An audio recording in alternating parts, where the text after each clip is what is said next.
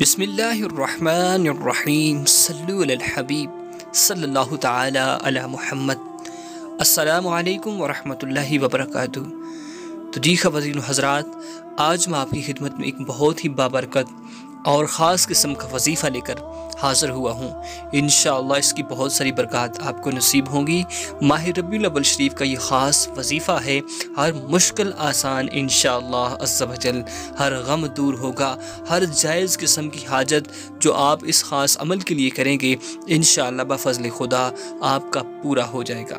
پیاری ساتھیوں، بہت ہی برکتوں اور رحمتوں والا، فضیلتوں والا، برکتوں والا یہ عمل ہے۔ انشاءاللہ ڈھیر ساری آپ نے اس عمل کی برکت سے رحمتیں سمیٹنی ہیں۔ اللہ رب العزت کی بارگاہ میں اس عمل کا واسطہ دے کر اللہ سے مانگنا ہے۔ انشاءاللہ بفضل خدا جو حاجت لے کر اللہ سے آپ مانگیں گے، اللہ رب العزت آپ کی حاجت کو پورا فرمائیں گے۔ پیارے ساتھیوں، ماہ ربیع الاول بڑا ہی برکتوں والا ایک مقدس اور بابرکت مہینہ ہے۔ یقیناً ماہ ربیع الاول کے اندر مدینے کے تاجدار، سب نبیوں کے سردار، احمد مجتبی حضرت محمد مصطفیٰ صلی اللہ تعالی علیہ وسلم کی تشریف آوری اس جہان میں ہوئی۔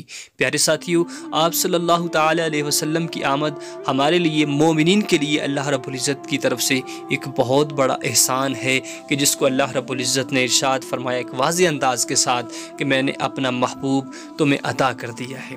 پیارے ساتھیوں، اس محبوب صلی اللہ علیہ وسلم کی بارگاہ میں 12 ربیع الاول کے دن کثرت کے ساتھ درود پاک پڑھیے کہ درود پاک ایک ایسی عبادت ہے کہ جس کی برکت سے مشکلات آسان ہو جاتی ہیں، غم دور ہو جاتے ہیں۔ انشاءاللہ اس عمل کے اندر اتنی پاور رکھی ہوئی ہے اللہ رب العزت نے کہ آپ اس کوئی بھی درود پڑھ کے اللہ رب العزت سے جو بھی مانگتے ہیں، اللہ رب العزت آپ کی پریشانیوں کو دور کر دیتے ہیں، آپ کی مشکلاتوں کو آسان فرما دیتے ہیں۔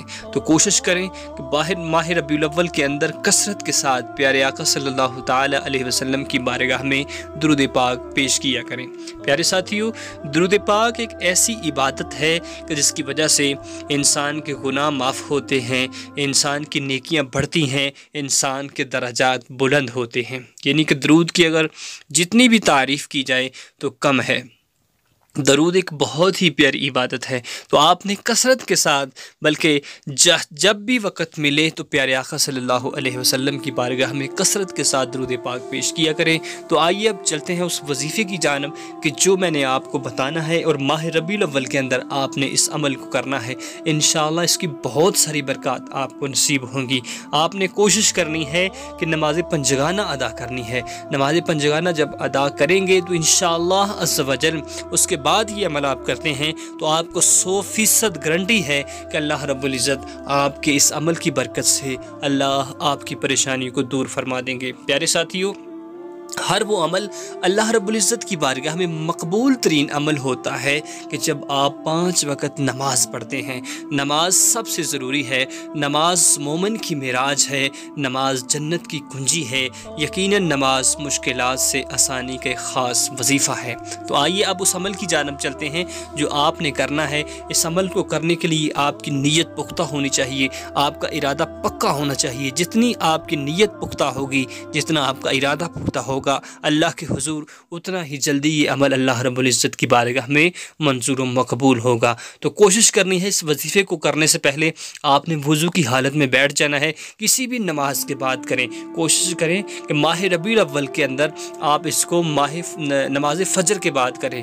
نماز فجر کے بعد آپ نے اپنی جگہ پر بیٹھے رہنا ہے اور کوشش کرنی ہے کہ آپ نے 1 مرتبہ سورہ یاسین سب سے پہلے پڑھنی ہے۔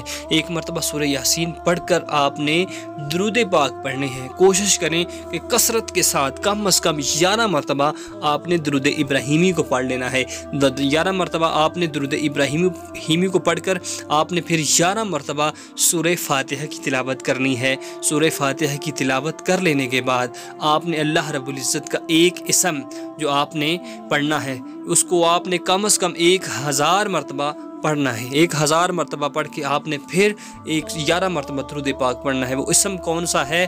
یا رحیم یا کریم، یا رحیم یا کریم، یا رحیم یا کریم۔ اس کو آپ نے 1000 مرتبہ پڑھنا ہے، اور اس کے بعد آپ نے 11 مرتبہ درود پاک پڑھ کر پھر اللہ کے حضور دعا کرنی ہے۔ انشاءاللہ عز و جل جو بھی اللہ سے مانگے گے اللہ آپ کی دعا کو قبول کر لیں گے۔